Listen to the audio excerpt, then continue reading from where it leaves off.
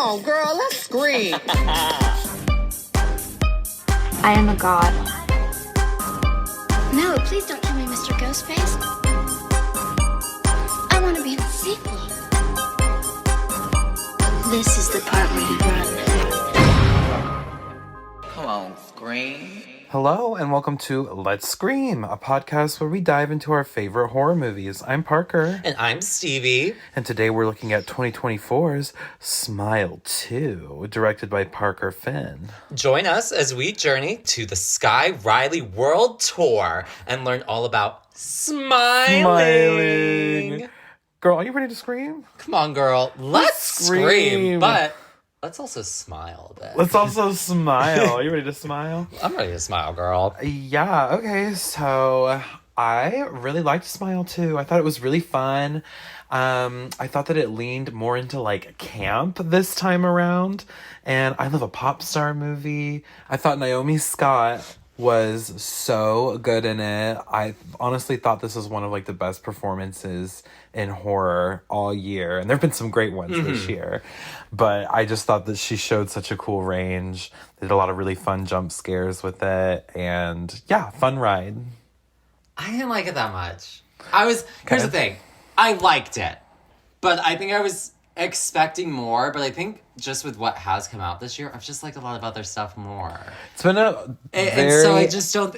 action-packed year for horror. And yes, I think her performance was great. I don't like the character, though. So I had some issues with this movie, personally. First of all, I have confusion on the lore, and I'm going to ask you to clarify, because I have not seen the first one, so I have nothing to compare it to, but I'll be real, I don't have a desire to see the first one, which I told you.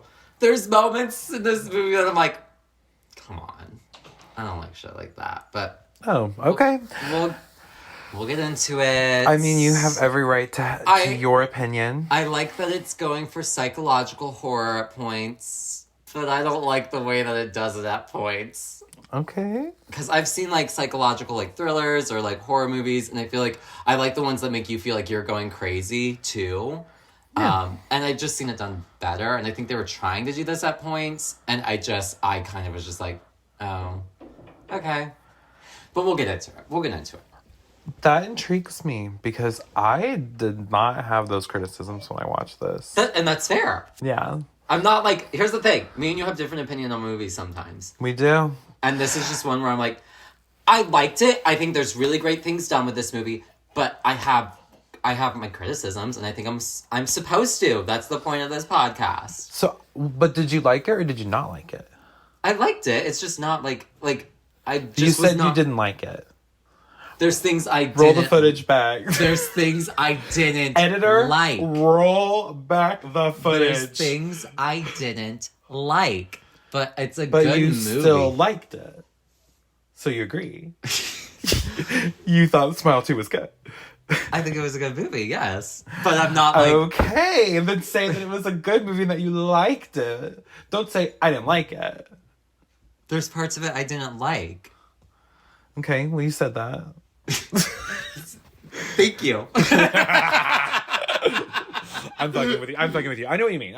And again, I have nothing to compare it to, and I've heard Smile surprised everyone. Yeah. And Smile 2 surprised everybody. I thought it was fine. Like, okay. That's it. I'm not mad at you. So your criticisms are mainly like spoiler territory, like with the story. Yeah, mine's like them? Story beats. Story beats? Okay. Mine's story beats. Okay, well then I think the acting's great, the cinematography's great. I like the premise of like the pop star. I think that's really fun. But like, I just have like, I think the story has moments where I'm like, I don't get this, and I'm confused now. Well, then I'm intrigued to hear. Yeah. I respect your opinion. I thought this was great, and I would recommend it, especially if you enjoyed the first Smile. I will say I didn't think the first Smile was going to be a good movie. It was recommended to me, and I was like, okay, I'll give it a shot.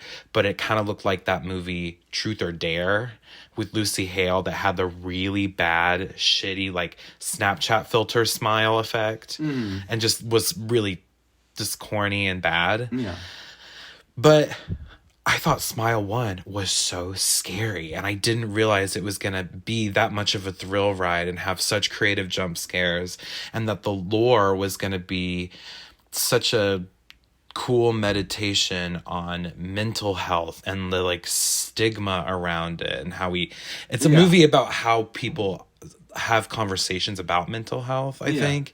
This one I thought was a really cool meditation on like substance abuse and the mental health behind all of that. Yeah. And I really liked the character of Skye Riley. I thought that she was really complicated, and I like pop star characters in movies. I like movies about pop stars that have like their own in-canon like discography, their in-universe lore. And yeah, I enjoyed this. Was it my favorite film of the year? No. The Substance came out this year. So obviously, you know, it's not like in love with it, but I really enjoyed it. And I think that if you enjoyed Smile 1, give Smile 2 a watch. I think you'd like it. But at this point, that's all I have to say. I'm interested to hear your thoughts as we get into it. But are you ready to scream, girl? Come on, girl. Let's scream. Okay, so we open on Kyle Gallner's character from the first movie. 6 days after the events of Smile 1.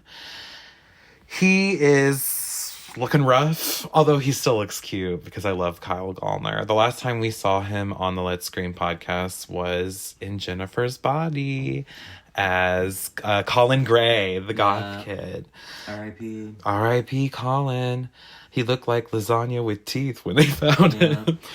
Yeah, he, as we know from Smile 1, has been cursed with the smile curse or whatever the fuck entity. Yes. And he has to pass it on. In order to pass it on, you have to kill yourself or kill somebody else in front of another person to like traumatize them and continue the cycle that explains. I trauma. didn't know that. Okay, so that gets rid of one of my critiques of where I was so confused about something.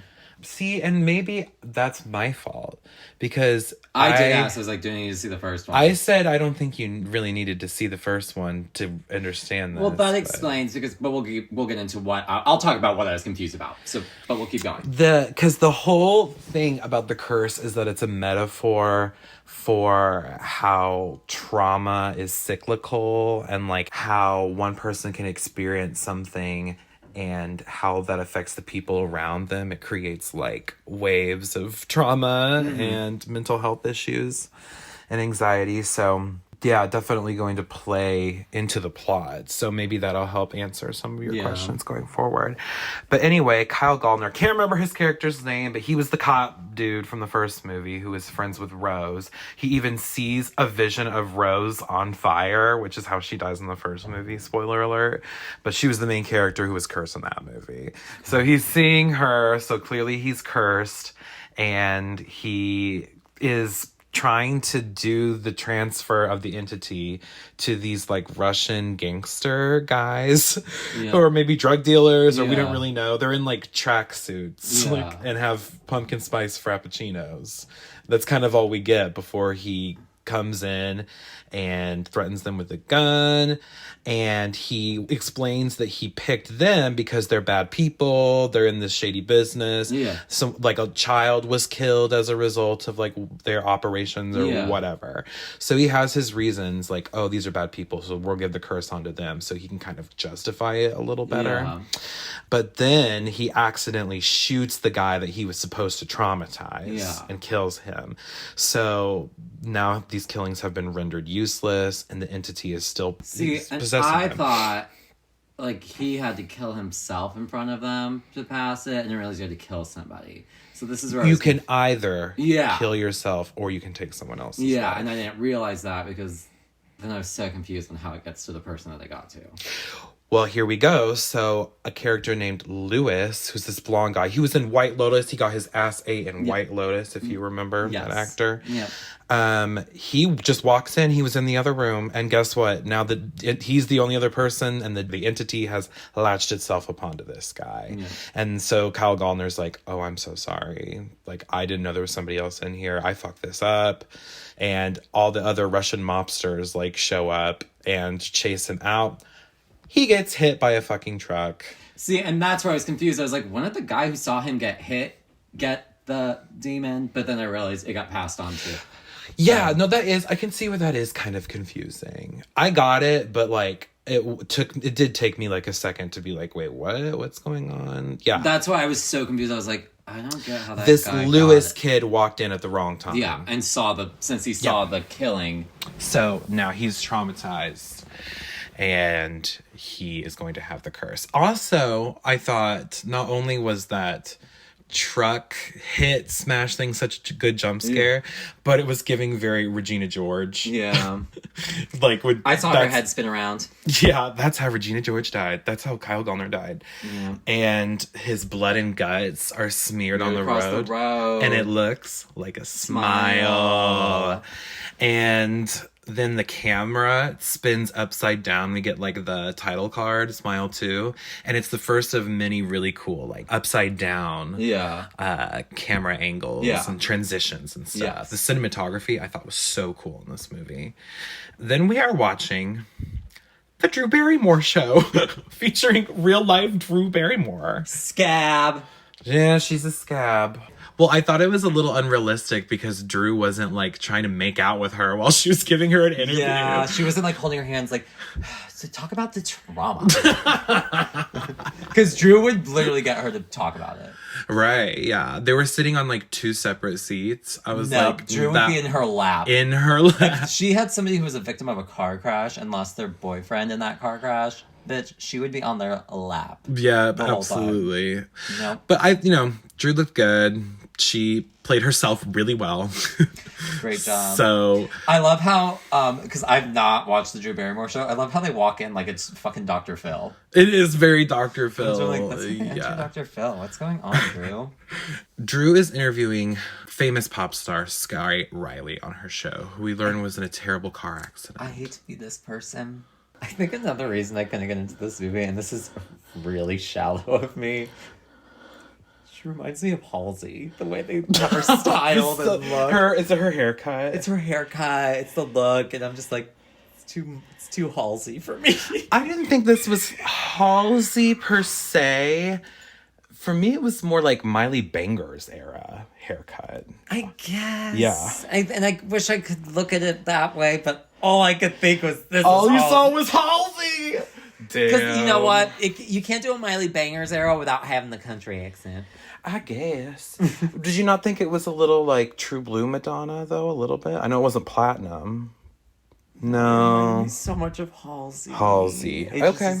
It was giving Halsey. I'd like to know who her inspirations were for her character, but I feel like Halsey would have come Or up. a little Gaga. Gaga's rocked this haircut a bunch of times, I feel like. I know, but I kept getting Halsey. Because to me, that's who she was giving me was Lady Gaga in No, this. because when we see her like album cover too, and I'm like, oh, she's supposed to be the like edgy pop star like Halsey. Is Halsey edgy?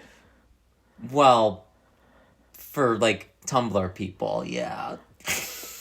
Do people And still that were use her fans. Tumblr? Like we see her fans, and it's like, oh, these are Tumblr kids. Do people still use Tumblr? I think they would if they were fans of Skye Riley. Skye Riley, yeah. Okay, well, I mean, that's fair. If she was giving you Halsey, she was giving you Halsey. Yeah, I agree. Other people have done that hair. Girl, Katy Perry's done that hair. Yeah. But I wasn't getting it Katy looked Perry. terrible. Yeah. And it looked horrible. I'm not saying she looked bad. She looks great. Well, we But learned. I think that I like the haircut because we learned that it plays into her character. Yeah. Yeah. And I get that too. I'm just like, to me, it just was like, I was like, oh, Halsey.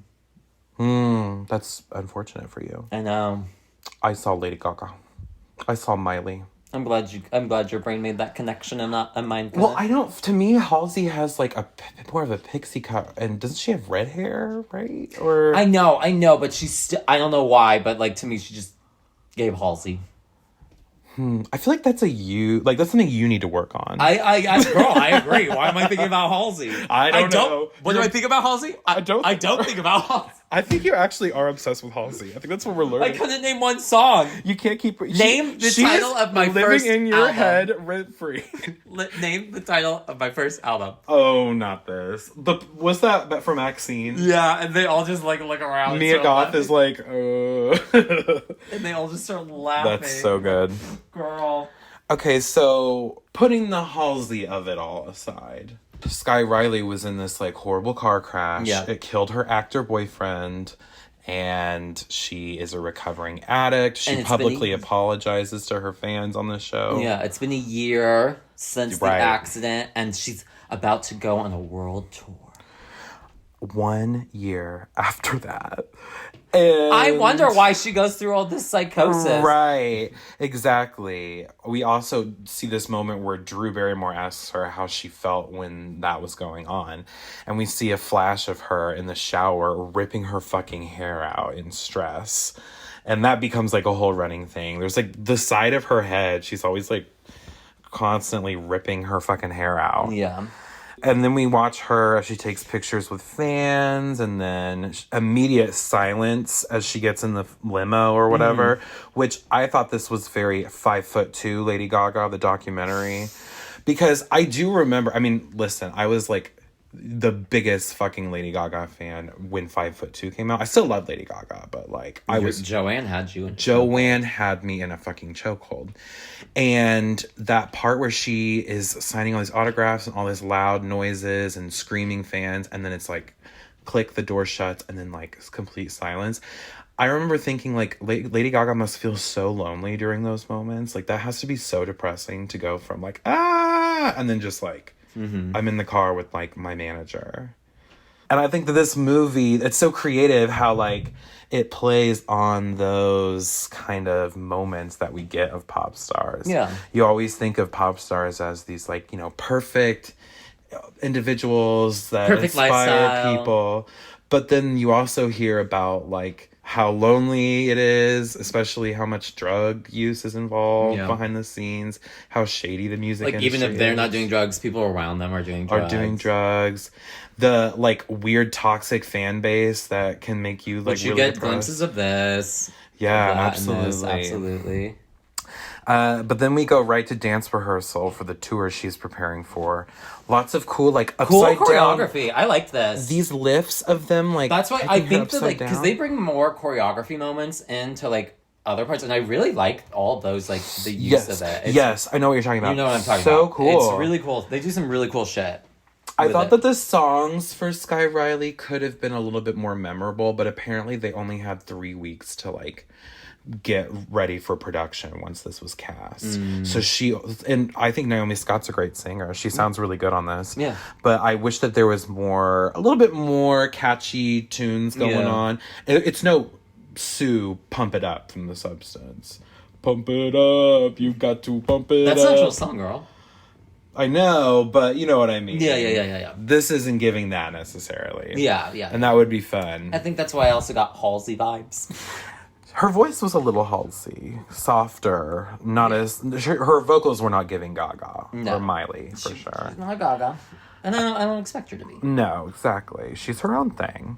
I thought the song, though, was a little diseased Lady Gaga, a little bit. I could be the doctor, I could cure your disease. Me when I play the doctor on Dead by Daylight. But she is dealing with this chronic back pain. Like, there's this point in the choreography where she, like, bends over in agony. Hey, I can relate to this. I started laughing because... oh my god, girl, me too. I know. I have, like, a back. fucking herniated disc that flares up sometimes, and I definitely feel like Skye Riley. My lower back is killing me. And I thought that was very relatable. Later, she drops her painkillers accidentally down the drain because her, like, stage mom comes in. Her momager comes in. Momager. She's got a bob, and she is the momager. Yeah. Very controlling. I get this vibe that Skye Riley was, like, a Disney Channel girly. Or like, She's somebody who's been doing it forever. Like, for a she's been in the long business time. forever. And she went straight into pop star, like... Yeah. She was like a child actor. Yeah, her mom is her manager still. It's a little toxic. Oh, it's like absolutely. It's like her mom isn't her mom. No, she's her boss. Her boss. Her momager. Yeah.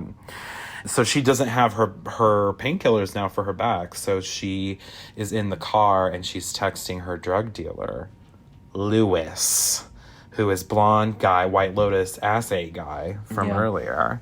So she sneaks away from her apartment because her mom's all like, oh, you need to get some rest before tour rehearsal tomorrow. But she sneaks off to this drug dealer's house. And he answers the door and, like, pulls a samurai sword on her and is, like, freaking the fuck out. Like, yeah, she's like, what the fuck? I texted you. And he doesn't remember the text. Doesn't remember the text. I don't remember sending this. Yeah. He's like, well, he's doing a lot of coke. There's, like, a mountain of coke on the table that he keeps snorting.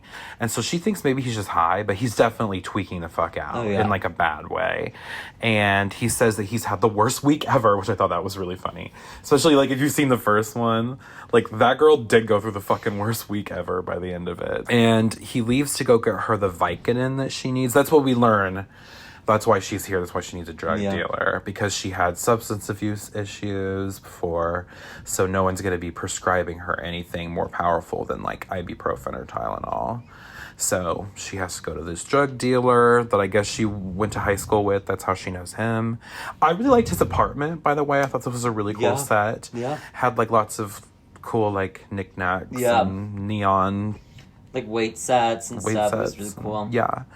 And so she's sitting here waiting for Lewis to get her Vicodin, and she sees a news story on the TV about her. Yeah. Some kind of entertainment news. How she's back and gonna go on a world tour, but her boyfriend died a year ago in a car crash. And it was as a result of drunk driving, we learn.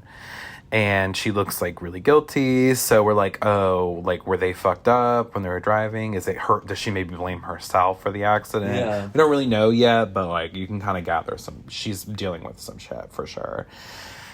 And then Lewis jump scares her running out of the hallway or whatever and is screaming at her, like, where did you come from? Why are you here? Like, he didn't just interact with her before. Yeah.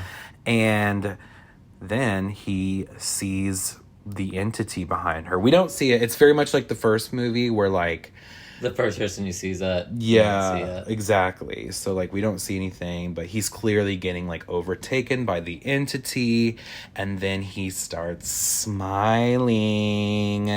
And I thought, okay, I will say, the smiling effect in this movie did not look as good as it did in the first movie. I think they went a little too far on, like, warping the muscles of the face into a smile. Mm-hmm. They pulled it up, like, a little too much in post-production, I think. Mm-hmm.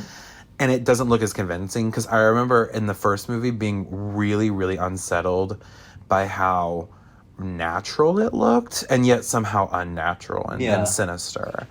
I think they used a little too much CGI this time around, which is unfortunate because the first movie is known for really cool practical effects. Yeah. Which are here, but the CGI is just, it takes me out of it just a little bit. So I do have that criticism for sure.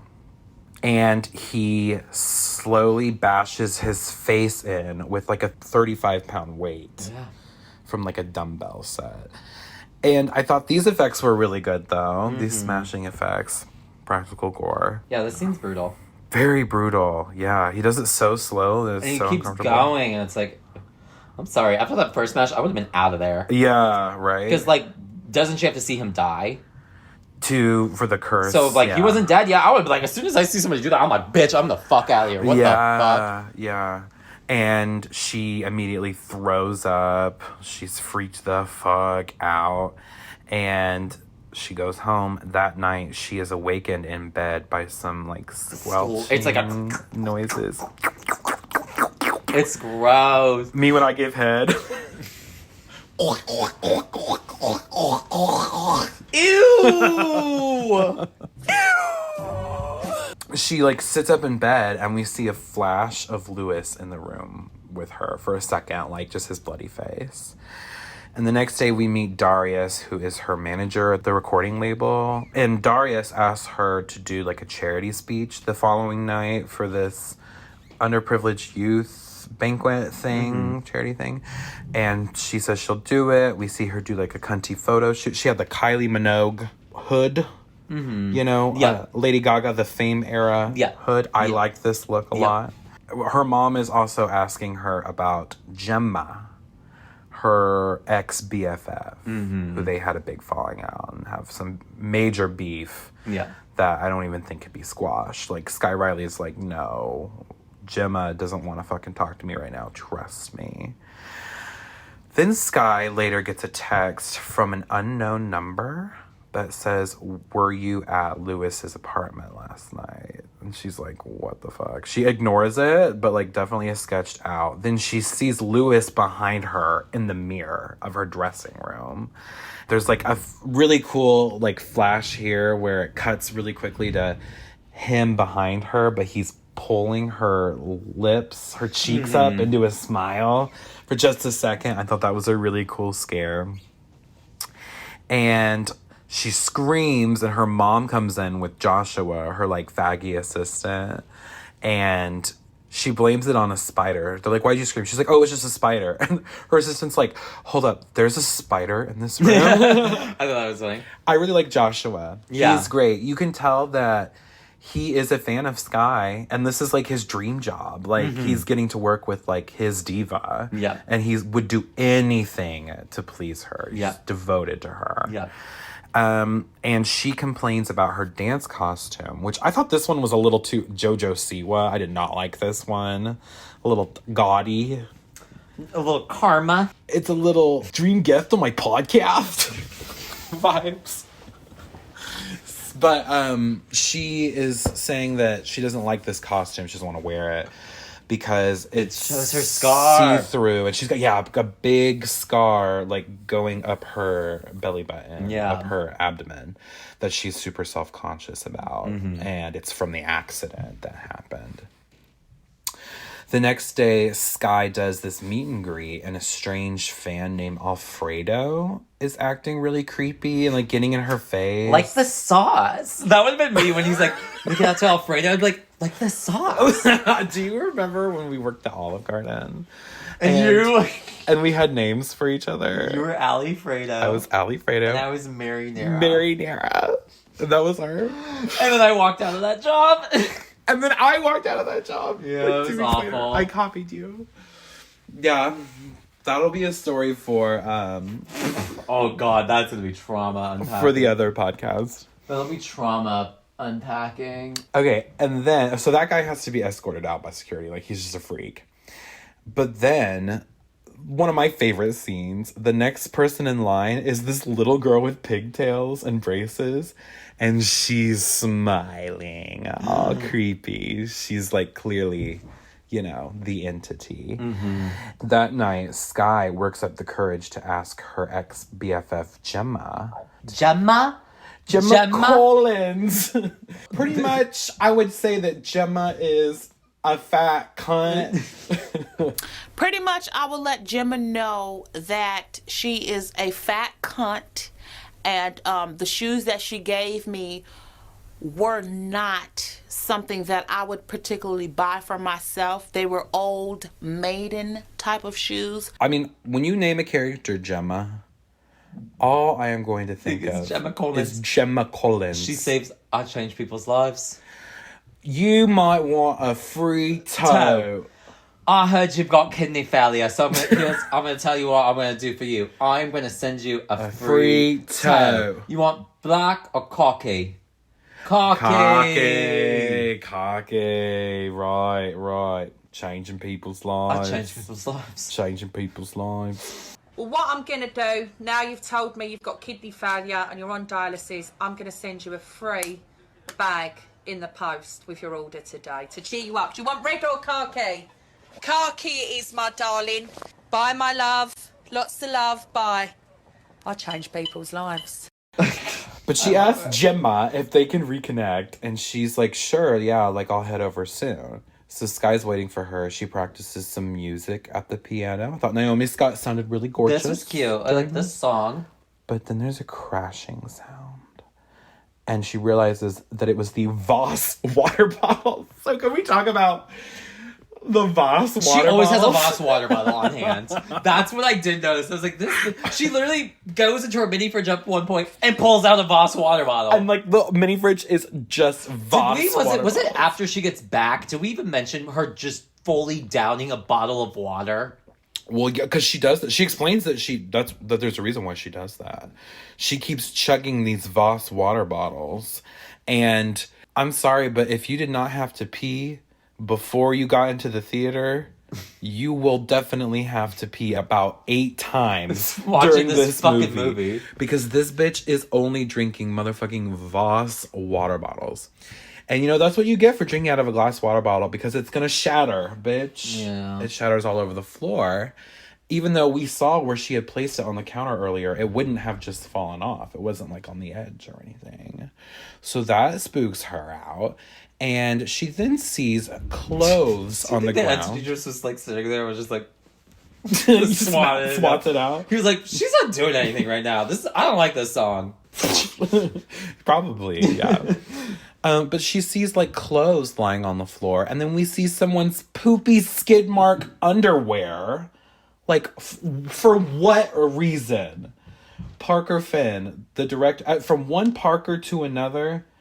Why are you throwing your scat fetish into this movie? We need to see the poopy diapers. I don't understand, but we see a naked guy. Oh, it's Alfredo. Like the sauce. Like the sauce. it's Alfredo from earlier.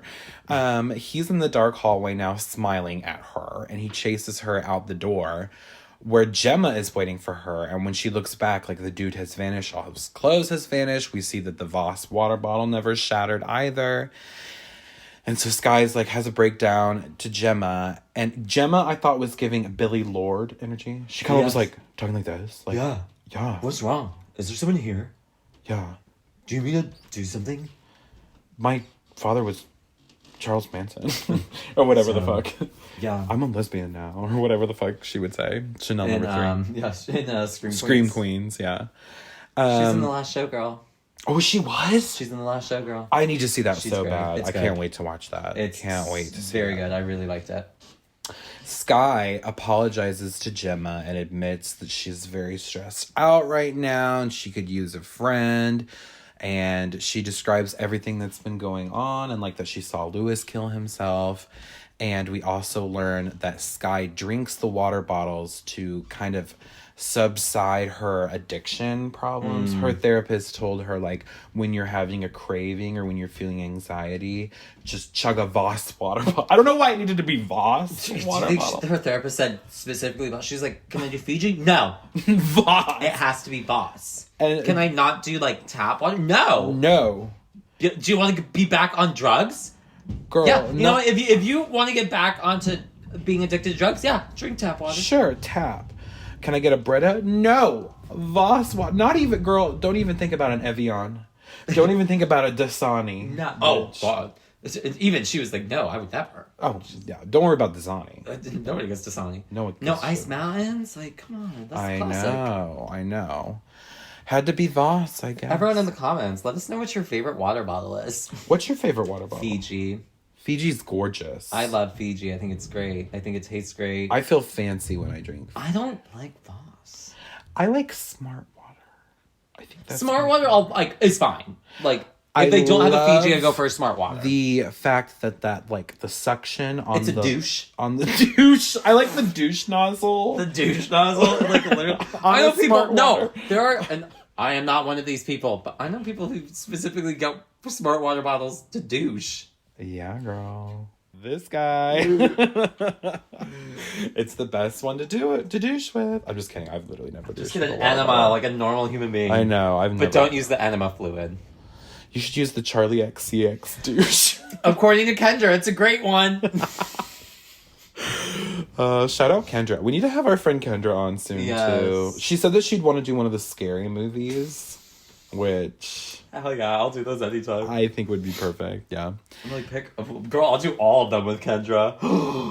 like the whole series. When That'd we be do the really scary funny. movie month. Oh my god. Yeah, well, we should do it because they're making the new Scary Movie, but only if Only it if has Anna Faris, and Brenda, bitch, Cindy and Brenda. no one else. I don't want it. So Gemma offers to spend the night. She accepts Skye's apology and is going to be there, going to be supportive for her. That night, Skye has a nightmare, though, flashing back to the night of the accident. And she is waking up in this wrecked car. She has a broken leg with like the one where the bone is like showing out. And she sees her boyfriend, Paul Hudson, the actor. His head is like smashed into the windshield and he's dead. And I thought her acting was so good in this scene. Like amazing. Like her. She's like upside down too. Upside down in a tree. Yeah. And I think that's why the camera keeps going upside down to like call back to her being upside down in this car. Skye wakes up and is tweaking out about it, and she is talking to Gemma and tells her about the nightmare, and Gemma goes, well, it's because you're a horrible person. And she's off screen, and Skye's like, what did you just say? Like, why are you switching up? And she looks over and Gemma is smiling. And then she like jump scares her with like the noise of the car alarm sound coming out of her. And Skye like blinks and it's daytime. And she realizes that she is now late for an important day of dress rehearsals. And Skye is performing in this like cunty metallic red outfit. It was giving that kind of metallic fabric that all drag queens were wearing when we were doing drag, like in 2019 era. Yeah. 2018, 2019, yeah. Like a corset with like that performance fabric. And that collar choker thing going on. I thought it was cute though. I like this color. This song I thought was very Disturbia by Rihanna vibes. I liked this song. Yeah. But then she sees a flash of one of the dancers smiling at her. And then she hallucinates that her leg is broken again. She freaks out on the dancers and the choreographer. And she storms to her dressing room. And Joshua, her assistant, comes out of her dressing room and he's smiling at her. I thought that was really scary because he like is walking toward her and then just like passes by. It kind of reminded me of in Black Swan, that scare of Natalie Portman seeing her doppelganger like walk right up to her and then just pass her by. Yeah. Ooh. She goes into the dressing room and it's completely trashed. And destroyed. She starts freaking out on Joshua. Like she goes and screams at Joshua and is like telling her mom like he did it. Fuck you, Joshua. Which you can tell like really upsets poor Joshua. He's like, I would never, Skye. I would never do something like that. I'm your number one fan. What are you talking about? And so her mom takes her by herself into the dressing room and confronts her and asks her if she's been using again, which triggers Skye. And her mom puts so much pressure on her. It's very typical, like, stage mom of child star. Yeah. Like, look, we're all depending on you. Yep. And she is making sure that Skye is going to commit to the tour and to commit to presenting that award at the charity event that she promised Daria she would do. Yep. Later, that unknown number texts her, I know this is Skye Riley, the singer. Right before she goes out to give that speech. I loved her cunty disco ball dress. This is such a cute dress. This is such a cute look. I was like, okay, disco ball. Yep. Is it okay? I wasn't talking to you, disco ball. I wasn't talking to you, disco ball. Very Kathy vibes. And she goes out there. She smudges her lipstick but doesn't notice it. Yeah. Which already like makes her look kind of cracked out. Yeah. Then she is reading from the teleprompter and it glitches. It just stops. And she's like, oh, nightmare scenario. Can you, like, that's like my biggest fear. Giving a speech, but then, and I didn't have it memorized, and the teleprompter glitches. I think I could just get through it. Personally, I think I'd be like, okay, just some quick words of encouragement. I'd be like, the music industry can be so rewarding with its ups and its downs. I love where I'm at, though. Anyways, here's the award. That's a very Christy Masters speech. I like that speech. But she has to improvise this speech, and so we know she ain't an actress. Sucks at this. Oh, she brings up her drug addiction. Oh, she's like, I was the one putting the drugs up my nose, and they're all like, She is flopping. Like none of the jokes are landing. She's like, I'm sober, so don't worry. And they're all like, ooh, like read the room. And it's also like her jokes are like really dark too. Yeah, it's not. It's so wrong cringe. audience, girl. Wrong audience. So cringe. Then the teleprompter is like, ladies and gentlemen, the award goes to, and then it says, She's like, this next person needs no introduction, and then it's her boyfriend's Paul Hudson or whatever. Paul Hudson, yeah. She says it, and then she's like, oh! And they're all like free. Everyone's like, oh, Everyone's what like, the fuck? what? And then she sees Paul Hudson smiling at her in the crowd, and then he starts to approach her, and She like, starts screaming, like, you're not Paul. you're not real, you're not real, you're not here. And then she's like closing her eyes, trying to like take control over her own mind, basically. And when she opens her eyes, he's gone. But then he jump scares her, and then she pushes him away, and then It's the old lady! she just yeets this old lady into a fucking table. Like, I thought this was really fucking funny, and I'm sorry. But maybe that's just my broken sense of humor. No, it was funny. It was funny, It was yeah. so funny. And everyone's like- pissed at her. Like, you just shoved an old lady into on TV. off stage onto a table. And, like, the manager's upset, and the people at the venue are upset, and da-da-da-da-da, everyone's pissed. That night, the unknown number texts again, saying, like, I want to help you. Yes. We need to meet up. It says what's happening to you is really Yeah. real. You are not going crazy. And also, Lewis sent me this video. You should watch it. She watches this video of Lewis in his apartment, and he turns the camera to like front person point of view. This is an homage to my favorite scare from the first movie. So you haven't seen it, so I'll describe it here. Mm-hmm. Rose is like listening to an audio recording she did from earlier, and she realizes that there is some spooky sound, like a ghost kind of sound in the background. So she's isolating that vocal, and it's very suspenseful because you like keep waiting, like, oh, what are we gonna hear? Like, what is there gonna be something really spooky? And then the entity scares her, and it's a person standing right by her in person. Like, you think it's gonna be a computer screen scare.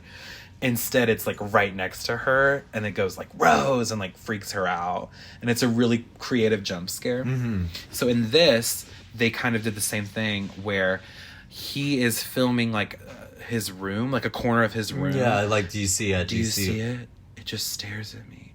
And we're not seeing anything. So like you're kind of, peering forward, edging forward in your seat, trying to make out like, oh, what's going to be there. But then it's the entity standing again, like right by Skye in real life to scare her. Yeah. So it kind of like subverts your expectations there. And I thought that was a really cool homage to that first movie scare. And she decides to meet up with the mysterious texturer guy at a bar, and we learn that his name is Morris. He's a ER nurse whose brother died as a result of the curse. Yeah. And he explains to Skye that he has this whole plan to help stop her heart and then like immediately resuscitate her. Hoping that that'll get rid of the demon. Because if you die from other circumstances before the demon can kill you, that also will stop the cycle of the curse. Yeah. Because he's figured this all out. He's done a lot of investigation on the curse following his brother's death, apparently. Also, I thought this was funny because on the booth that she's sitting at, like behind her in like silver Sharpie, it says "You're fucked," and I thought that was a really funny Easter egg because they're discussing like, oh, maybe we can stop the curse. No, the movie literally is telling you they're fucked. Like, this isn't gonna work. Which I thought was didn't notice that. That's fun. Yeah, it's super fun. And she is at first like, oh, I don't know. She's getting sketched out by his plan. Yeah. She thinks it's fucking crazy. And before they can go through with it or talk about it any further, she gets recognized by some people. Yeah, at the people are bar. like, oh my god, is that Skye Riley? Will you be in my TikTok? Yeah. Oh, and some dude's like, I've watched that video of you pushing the old lady Lady, 50 times. It's so fucking funny. That was so funny, because I agree. That shit was funny as fuck. And at home, Skye starts packing up like a go bag, trying to throw all of her toiletries, because she's going to go on the run, I guess. And she That'll help. She is struggling to like she drops her ibuprofen everywhere, and she drops all of her makeup, and then she like screams and takes something heavy and smashes her shower, her beautiful glass shower. She like just destroys it. Then we get this really cool sequence. She gets up to go. She's like pulls herself together, and all of her backup dancers are in the hallway smiling at her. And every time she would like look away and then look back, they were like closer, like a little closer. And I thought this was this is a really cool fucking scene. Cool. This whole sequence is really cool. I like this. This is what I was talking about earlier with like the choreography, because they start like doing lifts with her, but they're like, you know, scary lifts now. It's not like, but still it was so neat how they were kind of dancerly in the way that they were moving and they were taking her and like everything. I loved this. One of them like rips out a huge chunk of her hair where she's always pulling at, and one of them slams her head into the piano, and then someone puts their whole arm into her mouth. I thought it was very Karen Smith. Again, Mean Girls. Want to see me put my whole fist in my mouth? Then we see a flashback of the night of the accident as her and Paul are doing coke. This is back when she had her long, dark hair era. And I think that's like another reason why she has that short, kind of ugly haircut, kind of Halsey haircut, is because... So you agree it's a Halsey haircut? Well, I do now because you said it, but I didn't before. But I think that's why she like cut her hair really short, is because she was pulling out her hair.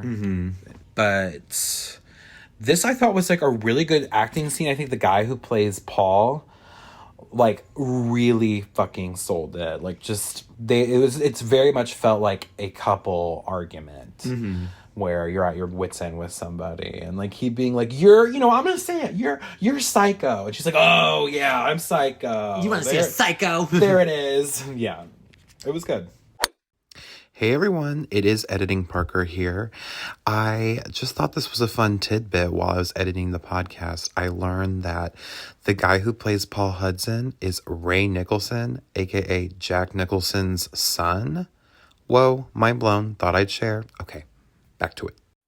But we see that in like a coke rage, she grabbed the steering wheel and made him swerve off the road and into a tree. And so it's her fault. It is all her fault. It is all her fault. Yeah.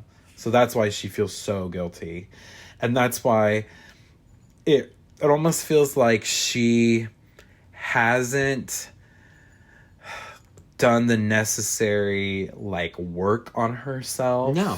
But because she hasn't told anyone. Right. So nobody knows the reality of like, there's different ways to treat mental health, but it's still like, if they believe, oh, she was a victim, it was just an accident. But then, to learn like, oh, you caused it, there's a completely different way to approach that. Right, she's not taking any responsibility at all. No, and that's the other thing, is she's taking no responsibility, and nobody's been able to like hold her accountable. Exactly, yeah. So she wakes up in some kind of like wellness center for rich people, because it's like the nicest wellness center you've ever seen. Yeah, it's the one that everyone goes to. Yeah. In LA, right? And her mom explains that they found her unconscious in her apartment. And she has a huge bald spot now where, like, they pulled that big chunk out of her hair. Yeah. And her mom was like, we're going to get you, like, a hair piece to cover that. You won't even know. Da-da-da-da-da. We're going to have you relax here for the whole day, so that way you're all ready to go for the tour tomorrow. And Skye is pissed because her mom's not listening to her. Like, I can't do the tour. I'm not in the right mental state. And her mom just continues to, like, be momager. And they get into this heated argument. And then it spirals out of control until her mom starts smiling. And yes.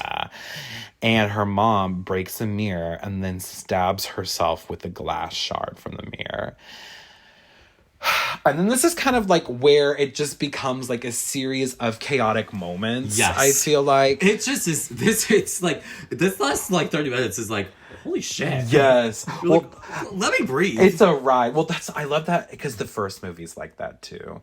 It's just like kind of like it's relentless at the beginning, and then it's like roller coaster ride. Yeah, I love it. So she tries to escape the rehab center. Well, wait. Doesn't she realize, like, Oh, I forgot to say that. Yeah. She was- realizes that she was the one who stabbed her mom. Like, she's holding the glass and she shot. made her go, like, crazy. Made her do it.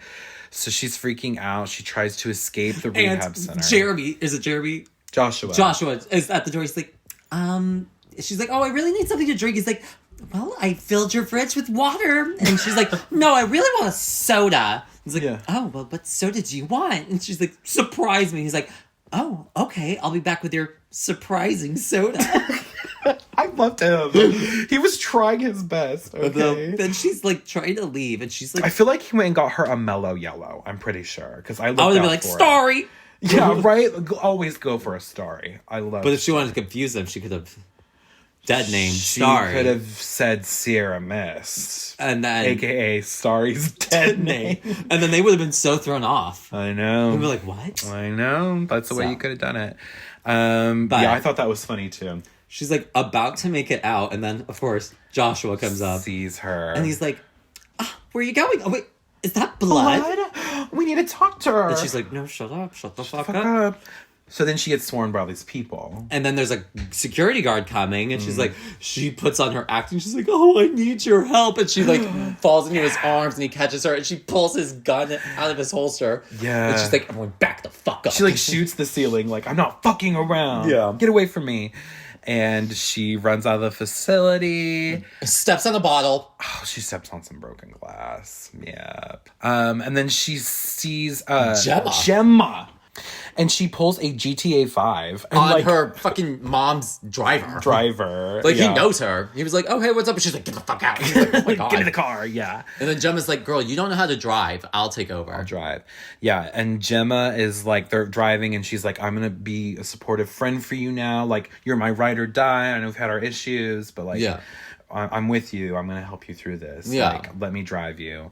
And she gets a text from Morris saying, come to Staten Island so we can do the procedure that Yes. we talked about. She suddenly gets a phone call from Gemma. The real Gemma. Yeah, and she's like, yeah, I got your text. I figured I'd reach out to you now. Yeah. Gemma hasn't been here this whole movie. It's been fake, Gemma. It was the entity the whole time. And she realizes this and she turns to look over at Gemma, who is staring at her dead in the face with a big smile. So I thought this was a really good twist. Yeah. I thought that was super fun. And I'm pretty sure there was like twists like this in the first one too, where it was like, oh, this whole character has just been like Yeah. a figment of her imagination the whole time. So then it turns out she's driving the fucking car. Yeah, and she barely knows how to drive. And she makes her way to Staten Island, where Morris has posted up an abandoned Pizza Hut. Oh, yeah. When they're going to use the walk-in freezer to keep her brain at a low temperature. So that she doesn't get brain damage. And it gives him more time to resuscitate her. Resuscitate, yeah. And he also will have to inject her in the jugular, which I thought, oh my God, like, her as a singer, like, that's gonna fuck your whole shit up, girl. But Yeah. she's, like, so desperate. She's like, whatever, we gotta just get rid of this thing. Yeah. And she gives herself, like, a hype-up speech, like, I've ruined everybody's lives, and I've always been toxic, but, the last thing I'm gonna do is make sure this entity isn't able to use me to harm anyone else, so I'm gonna do this. And then Morris is all like, I'll be right back, girl. I thought this was so fucking funny. Okay, I'll be right back. He doesn't say why. She's like, wait, where are you going? He never comes back. Yeah. We never see fucking Morris again. She's like chilling alone in the freezer. And blood drips start coming down on her. And she looks up.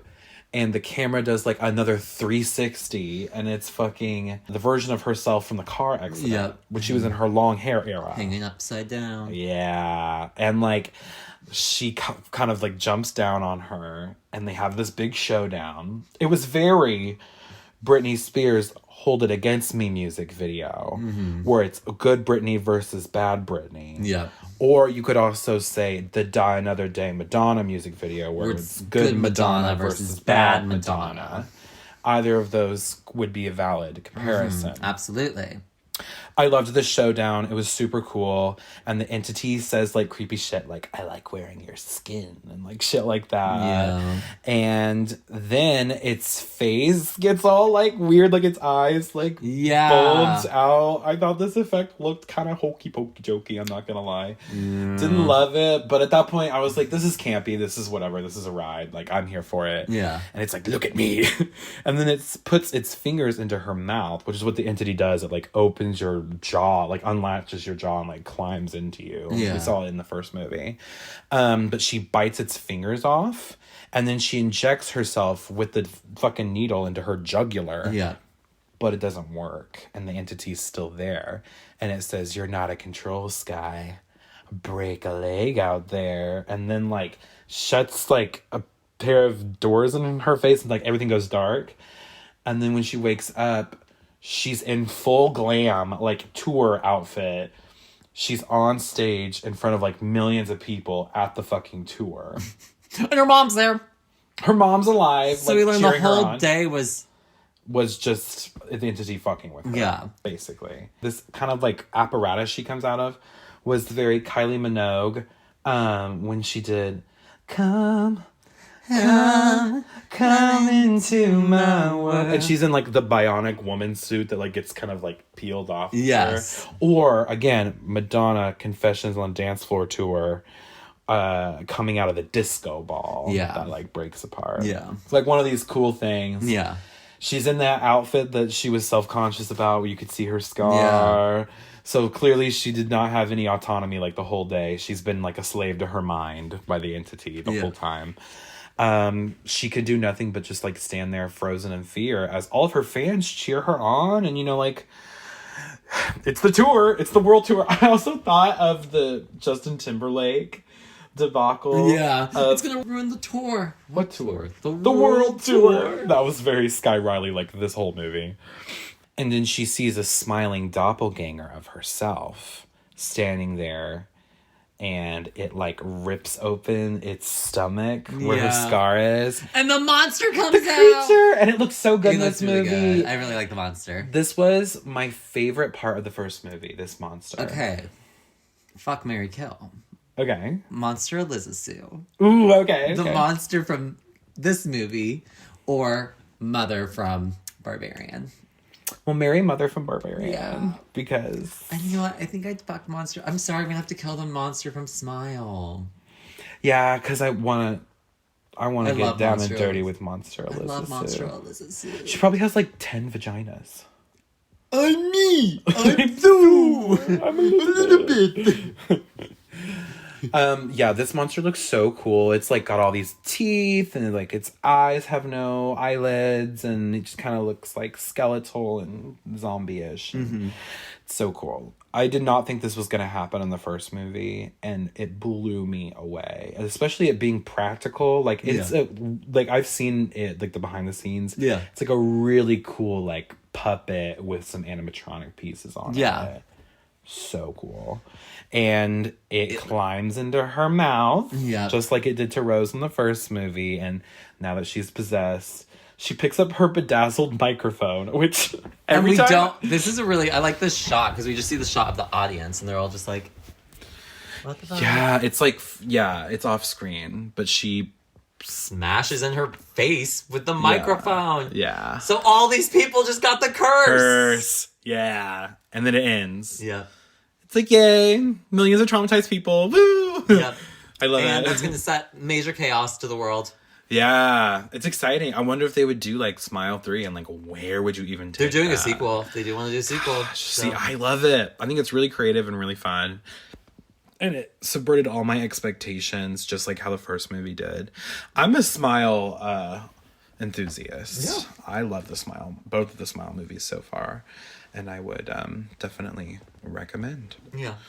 I didn't care for the twist. Oh, yeah. Because it just felt more like, and it was all a dream.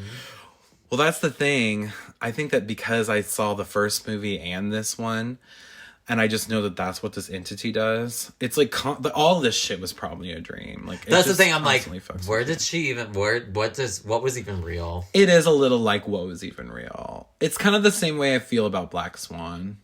where it's like, But that one's funny. well, this, Well, one's this was funny too, but, like, yeah. I don't know. But you know what I mean, like I've just been hallucinating this whole time. It's like, okay, well then at what point am I supposed to care? Like, what are the rules of this universe? Yeah. But because it's such a wild, campy ride, I just kind of like let that all go to the wayside. Yeah. And can really enjoy these. All right, well, thank you so much for joining us this week on Let's Scream. We hope you had fun with us on the Skye Riley World Tour. Please remember to follow the pod, like the pod, and leave a glowing review of the pod, of course. You can also send us movie requests for future episodes. We are at Let's Scream Pod on all socials. You can follow me at Parker_Will_C on Instagram. And you can follow me at Stevie Nash 95 on Instagram. And until next time, this has been Let's Scream. Bye.